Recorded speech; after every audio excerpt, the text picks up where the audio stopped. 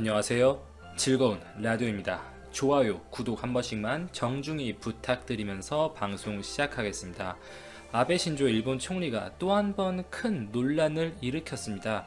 미국 언론 뉴욕타임스의 보도에 따르면 아베 총리가 자국에서 개발된 약제 아비간이 심각한 부작용의 가능성이 있음을 인지하면서도 이번 바이러스의 치료제로 강하게 밀어붙이고 있다고 보도했습니다. 아비간은 일본 후지필름의 자회사 도야마 화학이 신종 인플루엔자의 치료 약제로 개발한 항바이러스인데요. 성분명으로 파비피라빌입니다. 일본에서는 제조와 판매가 승인되어 있지만 미국에서는 아직 승인받지 못한 약인데요. 이 바이러스의 RNA 복제에 필요한 RNA 중합 효소의 기능을 선택적으로 억제함으로써 바이러스의 증식, 억제 작용을 발휘하기 때문에 같은 RNA 바이러스 계통인 이번 바이러스에 대해서도 그 효과가 기대되어서 치료제로 어느 정도 시장에 주목을 받았던 약제입니다. 다만 이 약에는 치명적인 부작용이 있는데요.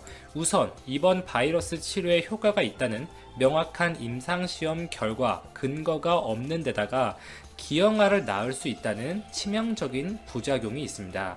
아베 총리 본인도 최근 기자회견에서 아비간이 치명적인 부작용으로 시장에서 거의 퇴출되다시피 했던 약제 살리도마이드와 같은 부작용을 갖고 있다고 밝혔는데요.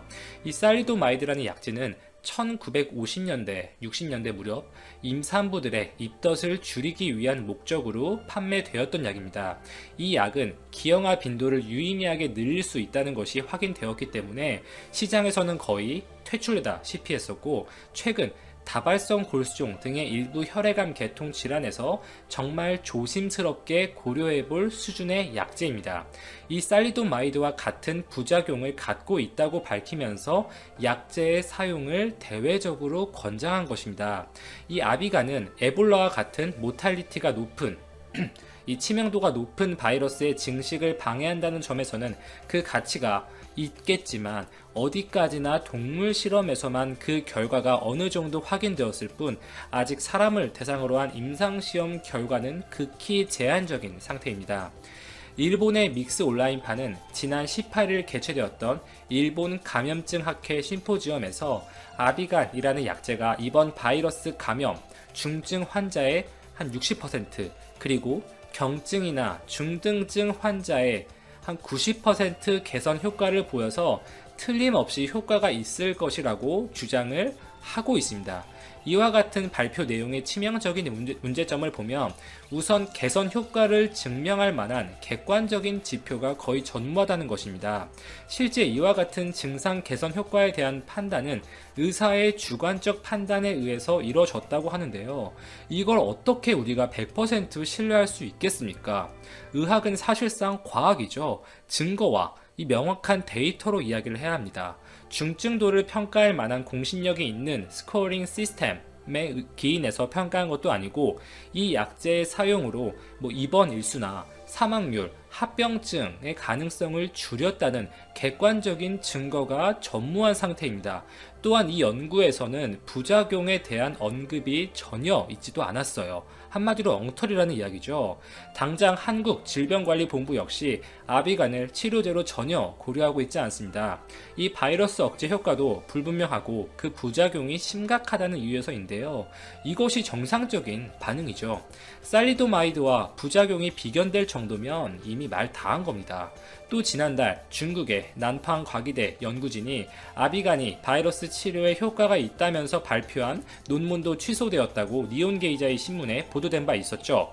아비간이 이번 바이러스 치료에 효과가 있다는 연구 결과는 불과 2건에 그치고 있습니다.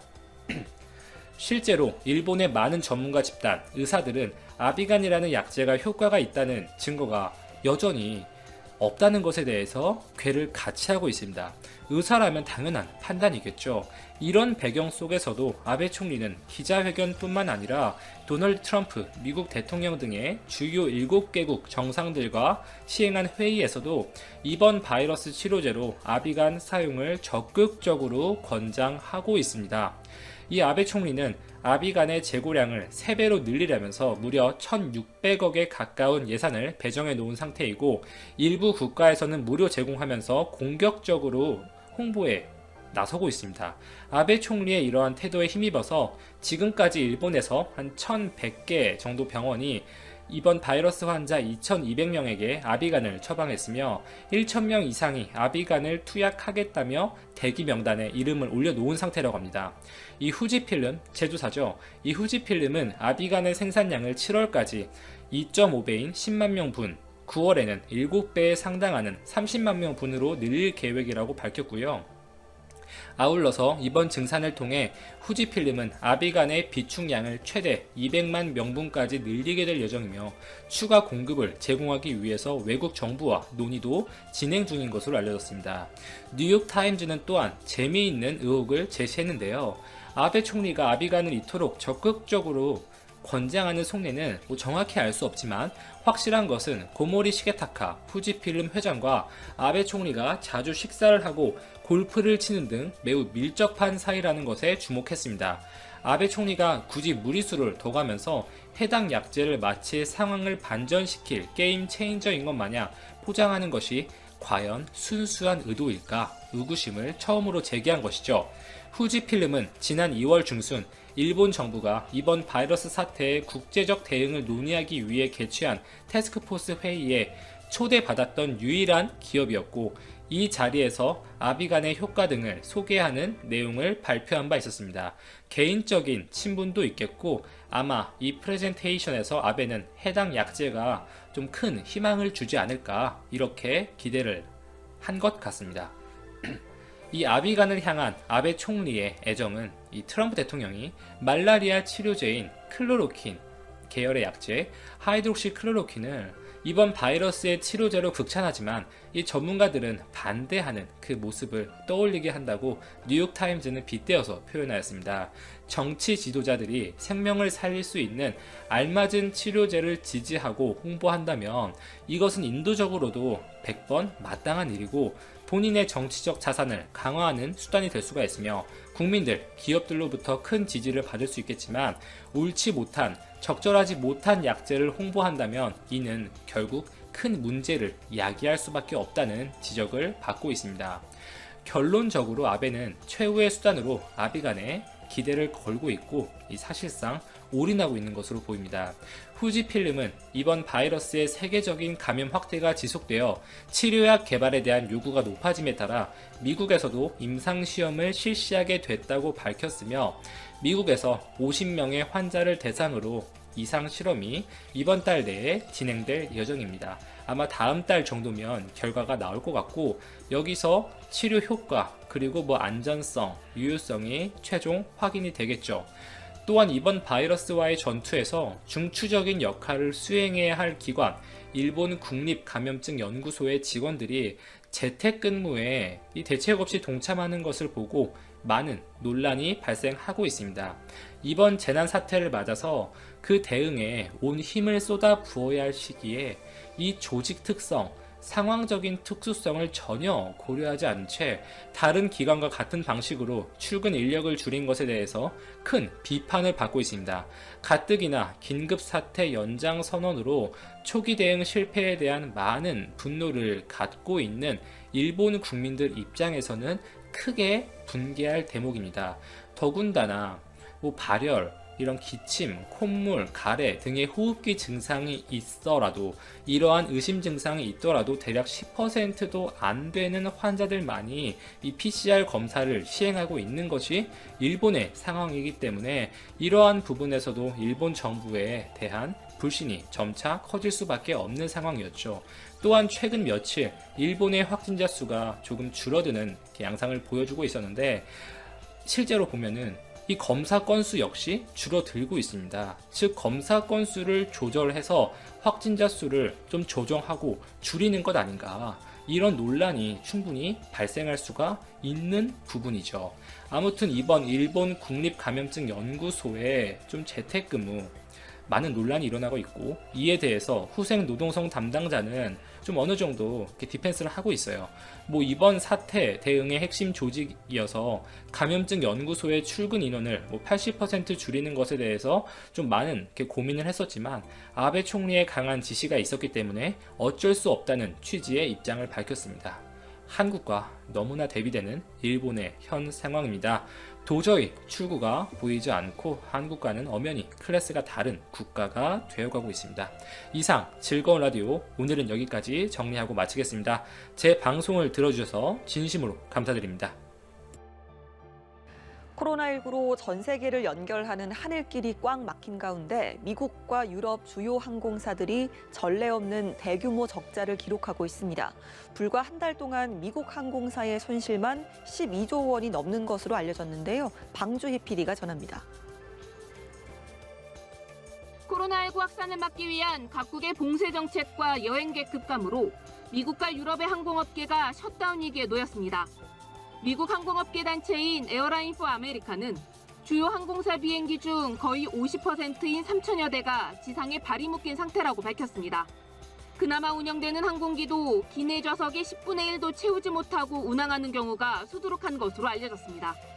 CNN 방송에 따르면 미국 항공사들은 최근 불과 한 달 사이에 100억 달러, 우리 돈으로 약 12조 2천억 원이 넘는 손실을 입었습니다.